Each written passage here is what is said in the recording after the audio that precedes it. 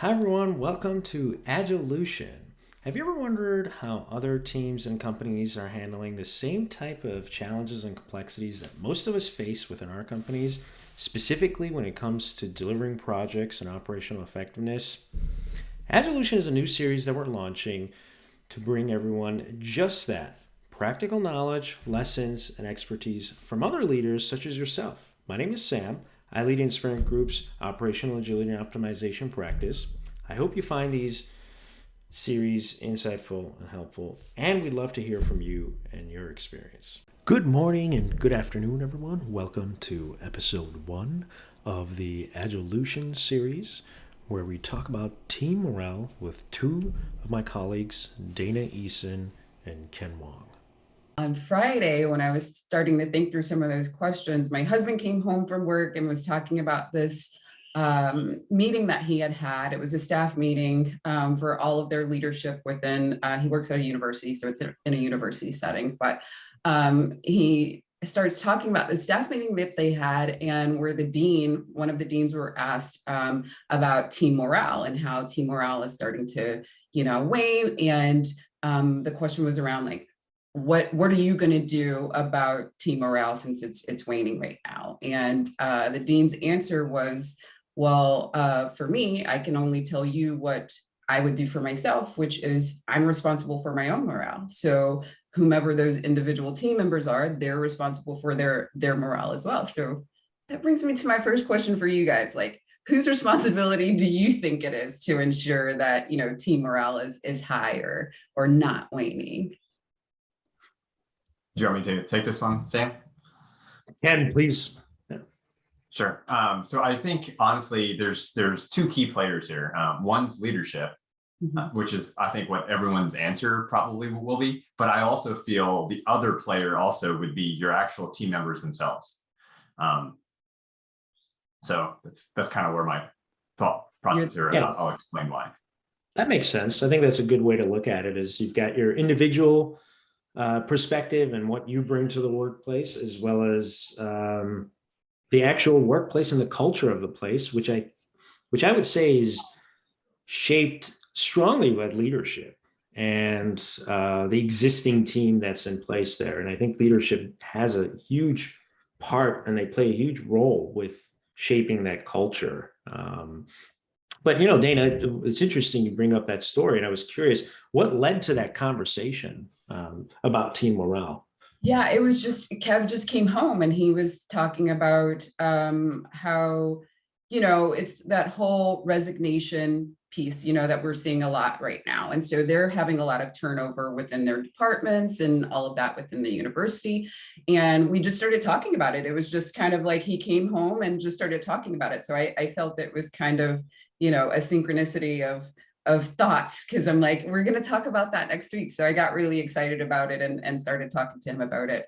So it's something that's going on, not just within we've been looking at it from a corporate perspective, right, in corporate environments, but with him working in the university setting, it's also happening there. So I thought it was pretty interesting whenever, he brought that up. Yeah, and that's kind of interesting too, because everyone talks about team morale, Right. and I know you were bouncing around some really good ideas and questions around that. And I was thinking maybe, and I don't want to hijack some of those questions, but maybe one of the things that came to my mind as you were talking about that is everyone discusses it, but why is team morale important? Maybe starting there. And kind of, I'm curious what your perspective is. Why is team morale important, and why is everyone talking about it? And then I'd love to, maybe we can jump in and talk about some of the experiences we have. But yeah. And for me, I'm, you guys know I'm a straight shooter. For me, team morale comes down to, you don't want them to quit, right? You want people to enjoy what they're doing. This is like majority of your day. So you're spending majority of your life working, right? So with those teams and the people a part of those teams, you want to make sure it's enjoyable. Of course, they're going to be hard days, but you want somebody that you can work with and work through those challenging days with. And when it comes to team morale, it helps to get the work done faster and quicker, and you're able to bounce ideas off of each other if there is an issue. So But for me, that's what I see of, as team morale and why it's important. Yeah, and Dana, I completely agree with you, because I think team morale is kind of the epitome of, high performing teams. You have higher productivity, happiness. You actually have a purpose, a sense of purpose of what you're doing, and you have a sense of value as well, right? Once you feel all of that, sky's the limit, to be honest. So I feel like that's why it's extremely important. Exactly. Yeah, that's really good. I mean, I think I have to say, not to say that I agree with, repeating what you guys are saying, but I agree with you. I think for us, the work we do is, when I think about it, is we really can't, our goal is we want to help teams become high performing teams. And I feel like we really can't build high performing and winning teams unless the people within the environment, within those teams, are really personally engaged. And I think people are not going to be engaged unless they truly believe and feel that. We were talking about leaders, both leaders as well as their teammates are also personally engaged and focused in trying to make everyone's lives better within the work environment, especially, and helping them grow. So I think morale is a fundamental pillar to having high performing teams. And we've all been part of teams where things are clicking. Right. And I think the common element, you would agree, is team morale. Yeah, definitely. And yeah, just to bring back, the interview, because I have the questions, Simon. No, I'm joking. No, please. Yeah. But no, curious what you have for us. Yeah, get us back on track with my question that I have next. It's actually around what you were just saying around engagement, right? And specifically around like leadership engagement. And we've been leaders on teams, and I wanted to see what you guys have done to kind of boost your team's morale, even if it's not from a leadership perspective, even if it was on a team where, you weren't a lead yet, and you saw like some good things that another leader did to help boost team morale. What are some experiences that you guys have had? So Dana, like in one of the previous projects I was on, I wanted to dedicate and reserve time specifically, obviously secretly, to kind of give out kudos and a really big thank you to those key team members for contributions they did. Really, I mean, to not as like a reward or anything, but more for a complete, like for doing like an out of the box thinking, right? For kind of being creative, being innovative. But ultimately what that kind of their out of box thinking, it caused like a huge amount of time being saved and getting a particular piece of functionality implemented a lot quicker than kind of what the standard rigmarole kind of thought process was, right? So what that did was it helped spotlight honest work among the team. Everyone kind of saw the value that they're kind of delivering. The work that they're doing is actually impactful. Right. And not only that, I wanted to make sure they were also recognized too from a leadership perspective. Yeah, they're the doers are the ones that get the job done at the end of the day. But I wanted to send a note out to leadership for these particular members, just bragging about their impacts, and which ultimately, which I was really happy about. They got highlighted in a company newsletter, just kind of featuring the work that they've done, because they actually made an impact to their bottom line. Ultimately, for little pieces of work that they have done. So it's really exciting to kind of see their eyes kind of like glow when it happens. So yeah, no, I like that. I like the idea of giving kudos, and on some of my teams I did the same and experienced the same. It's all about making people feel appreciated, right? So I think that's really good. What about you, Sma? Yeah, I think I think that's a big piece of it. And it's great that you were doing that, because I think most of the time we get so fixated on just getting our work done, getting the to-dos off our list, that we get kind of fixated on ourselves. And it's good to take a step back and recognize and appreciate the work that the team members are doing.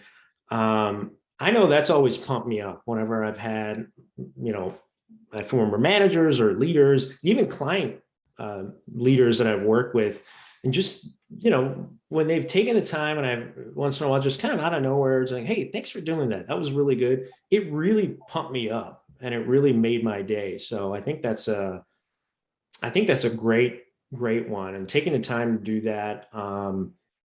Another thing, and I've seen this again with kind of leaders, including especially client leaders, and I've seen them do this, and I've experienced it even within Inspirant Group. I'd say is just bringing, just just showing everyone, because people don't know like what's going on in your head, and people don't really know what the leadership team is thinking or your customers thinking.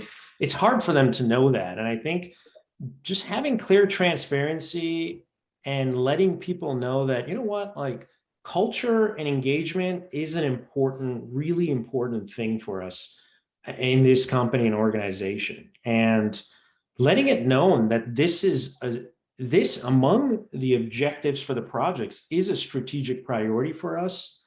Um, I think is powerful. And for leaders to actually come out and say that, that kind of puts them on the hook, and saying that this is so important that we're making a strategic priority, I think goes a long way. And then obviously following through with that, it also brings some form of accountability to the leadership team. And following through with that, I think with examples you guys just mentioned, like sending out kudos, maybe pausing and taking time to talk to people individually, and treating them like human beings, not just someone here to get the work done. Those are the things that stood out to me, is as kind of environments that I felt like the team morale was really good. Mhm.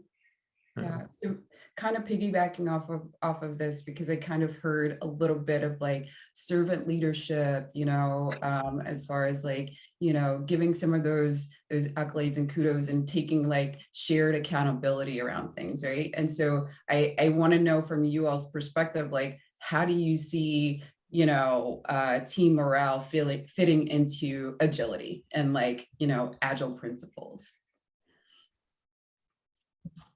So one of the agile principles, and I'm going to quote this, is basically to build projects around motivated individuals, right?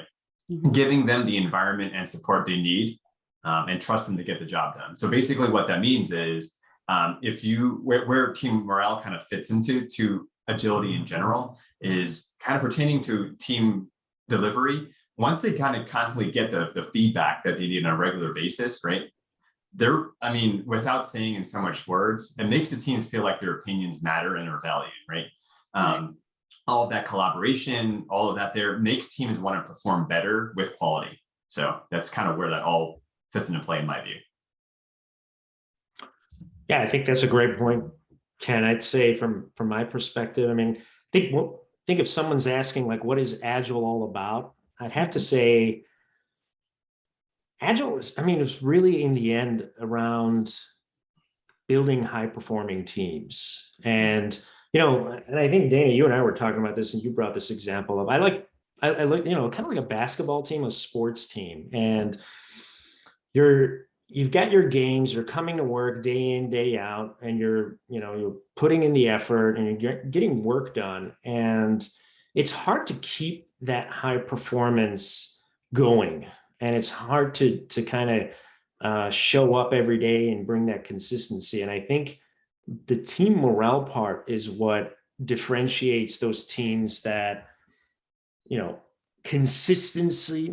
consistently deliver at high performance and kind of reach that peak level, versus like short bursts of, oh yeah, we got this work done, it's awesome, and then everyone's exhausted. I think the difference is the teams that have that morale, they have that, they're able to keep that energy and kind of maintain that, keep it at a sustainable pace. And I think in the long run, which is one of the things that we always talk to clients about, is always, focus on the long run and focus on setting yourselves up for the long haul. I think team morale is a big part of that.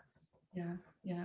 So speaking of that long haul piece that you just talked about, what do you think, and how do you think leaders should view team morale? Like, what are some, like, to just kind of sum it up, like, what do you think?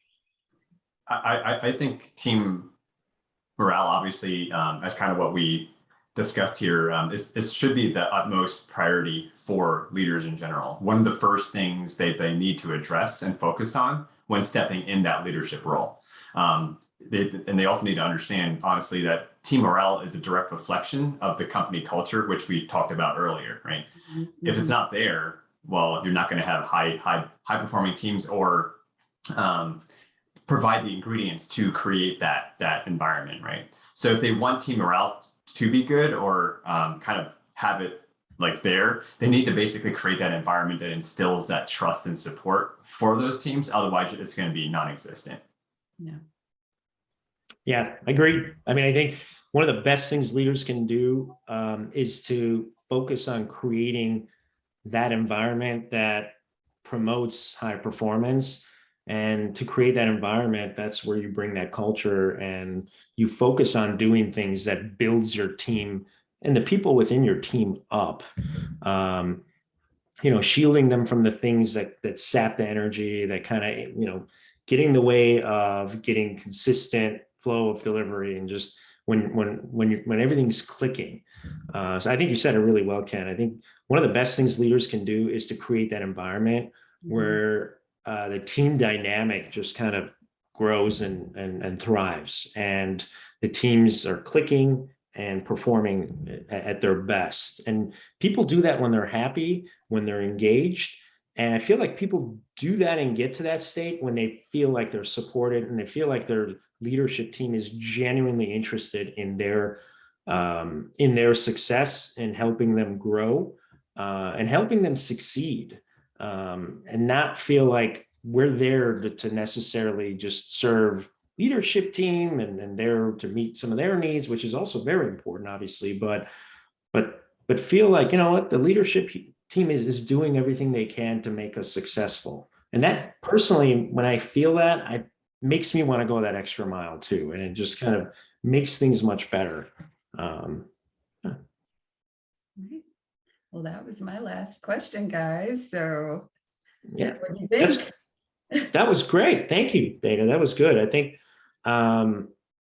this is a topic we're going to be talking about more and more of. So we're at time as well. So thank you again, Dana, for bringing these questions to us. And thank you, Ken, for sharing some of your insights, some of your personal experiences.